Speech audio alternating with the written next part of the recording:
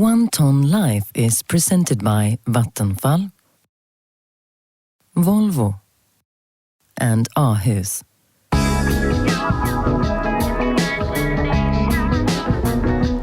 The Lindell family have reduced their CO2 emissions by 65%, and they are now down to 2.6 to 2.7 tons per person per year. Despite this, the family are still living a comfortable life. Know-how, changes in behavior, and of course the new technology have all helped carry them this far. But is it possible to get all the way down to 1 ton? To get to know what it's like living a 1 ton life for a few weeks, that will be very interesting, challenging and interesting. But already I can tell, as a family, we would not be prepared to live that kind of life in the long run. But for a test period, yes. We're enjoying a fairly comfortable lifestyle as things are today. We've made a few changes, no doubt about that, but it still feels very pleasant. So we're really curious to find out what it's going to feel like when things get a little less pleasant. We introduced the family to Fredrik Hedenius of the Chalmers University of Technology, who is responsible for tracking the family's CO2 emissions on a weekly basis. Meat consumption has dropped a bit from before the start of the project, and dairy produce is pretty much what it was before. Otherwise, it's usually the case that when you cut down on meat, you often make up for it with high-fat cheeses. We've cut back a bit on cheese, but otherwise we're about where we were before.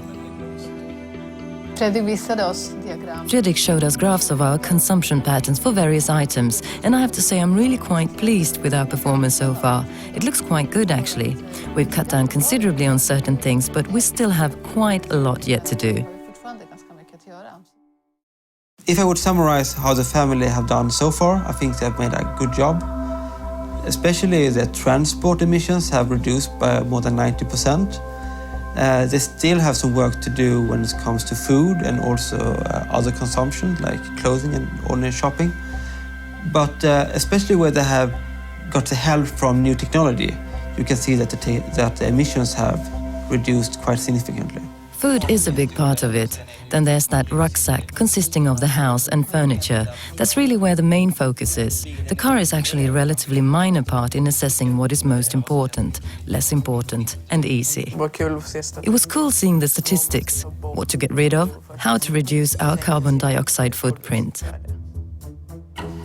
When they eat at restaurants, some persons in the family mainly eat vegetarian food or chicken, whereas some still eat quite a lot of beef, and from that you can see that there are some food patterns that causes lower emissions than others.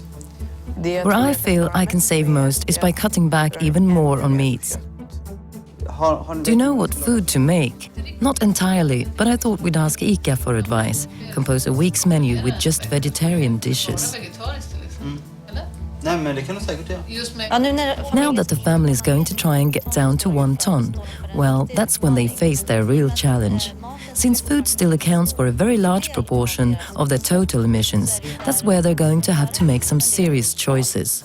And when it comes to reducing their carbon emissions, it's immensely important not to lose sight of the health aspects, particularly for a family with teenage children like the Lindells. When your body is growing, when you're going to school and you have to be able to learn things the whole day, it's vital that you eat properly, that your diet includes sufficient iron, plenty of protein, lots of energy. That's an area we're monitoring very closely. We're advising the family in great detail on how to ensure they're getting all they need of these important substances.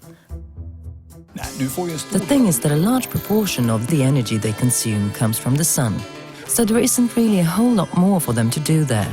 But if they use less electricity, they can sell the surplus they produce. And that's good news because it has a positive effect on their overall carbon dioxide balance. So there's always good reason to cut electricity consumption. Since you have such a special car and such a special electricity production system at home, it's very advantageous for you to travel together by car compared with traveling by public transport. In general, if you had a regular petrol-powered car, this would not have been the case. There are some things that are very close to my heart and some things that I do every day that are going to be hard to give up. But still, I think it's good to try it. I mean, it's only for a few weeks, so then we'll go back to more and more.